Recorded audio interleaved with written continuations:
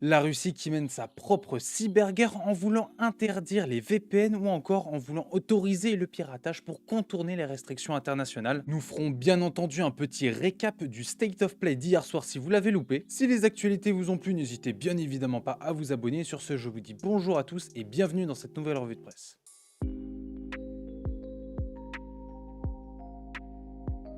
Nous commençons du coup avec la Russie qui veut légaliser le piratage face aux diverses sanctions qui ont pu arriver petit à petit contre la Russie suite au conflit ukrainien.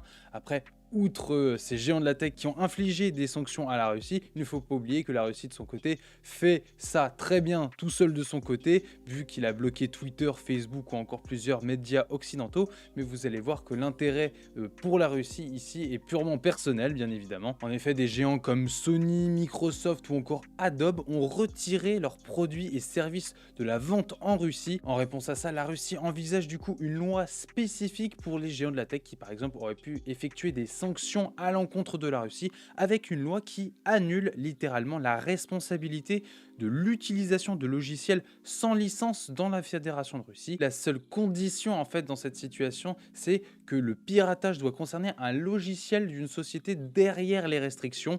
Le piratage ne sera donc autorisé que pour certains logiciels, comme par exemple Microsoft, Adobe, etc., ou encore certaines sociétés de jeux vidéo qui, en l'occurrence, ont fait des restrictions contre la Russie. Et dans le même thème, nous avons la Russie qui force Google à délister les VPN de ses résultats de recherche. Il faut savoir que ce n'est pas nouveau, depuis 2017, une loi permet à l'État de réprimander tout ce qui est VPN dans le pays, Tor Proxy et autres outils offrant une certaine anonymisation à ces régulateurs pouvant être bloqués tout à fait légalement dans le pays. Autant la veille du conflit, le Kremlin avait demandé la suppression d'environ 700 URL liées à des VPN, autant le 5 mars dernier, le Kremlin a demandé la suppression de 5540 URL. Les moyens d'information pour la Russe seraient donc de plus en plus restreints. Malgré tout, le réseau Tor ferait de la résistance vu que, malgré les blocages, il serait toujours possible de l'utiliser en Russie. Et pour clore cette page russe, avez-vous remarqué ce que portait Tim Cook à son keynote? En effet, Tim Cook, au cours de son keynote, arborait fièrement une Apple Watch au poignet gauche, mais celle-ci était rattachée à un bracelet de sport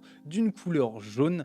En plus de cela, le PDG d'Apple était enfilé d'un pull bleu très discret, mais malgré tout un petit clin d'œil en soutien à l'Ukraine qui est assez subtil, on va dire. Partons maintenant de ce monde de brut pour retrouver notre très cher State of Play d'hier soir. Si vous l'avez loupé, nous allons tout résumer. Un State of Play qui a pas mal déçu parce que les gens s'attendaient à du PlayStation VR, à du God of War, à du Last of Us ou encore au RPG Harry Potter Hogwarts Legacy. Sauf que si les gens s'informaient, ils le sauraient que c'était un State of Play spécifique pour les éditeurs japonais. PlayStation a peut-être mal communiqué sur son State of Play, il a été fidèle à lui-même, c'est-à-dire que nous avons eu des éditeurs japonais, point barre. Malgré tout, le State of Play avait pas mal commencé avec un Exoprimal. Dans ce jeu, vous allez devoir faire face à une invasion de dinosaures extraterrestres.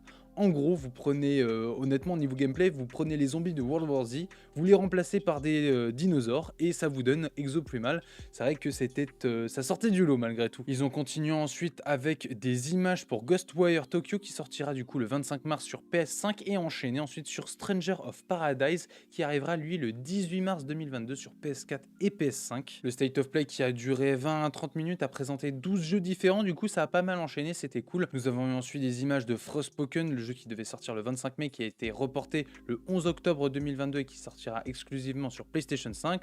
On a eu ensuite un truc typiquement japonais avec un jeu Gundam Evolution, un jeu qui sortira sur PS4 et PS5. L'annonce ensuite d'un remaster de plusieurs jeux Tortue Ninja. Ce sont 13 jeux qui arrivent dans une collection sur PS4 et PS5 en 2022 pour enchaîner sur un jeu Jojo Bizarre Adventure All-Star Battle attendu pour cet automne sur PS4 et PS5 encore une fois avec 50 personnages jouables. Nous avons eu ensuite un trailer en noir et blanc pour le jeu Trek to Yomi dans l'univers Japon féodal avec des samouraïs.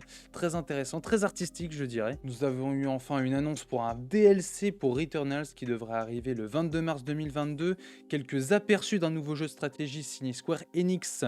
Il s'agit de Diofield Chronicles qui est attendu pour 2022 sans plus de précision. Et enfin un joli jeu mais assez vide malheureusement de Square Enix encore une fois appelé Valkyrie Elysium qui est attendu en 2022 sur PS4 et PS5. Et c'est sur ces articles que se termine cette revue de presse. J'espère bien évidemment que les actualités vous auront plu. N'hésitez pas à vous abonner et à retrouver tous les articles que nous avons évoqués en description. Sur ce, je vous dis à demain pour une nouvelle revue de presse. Salut!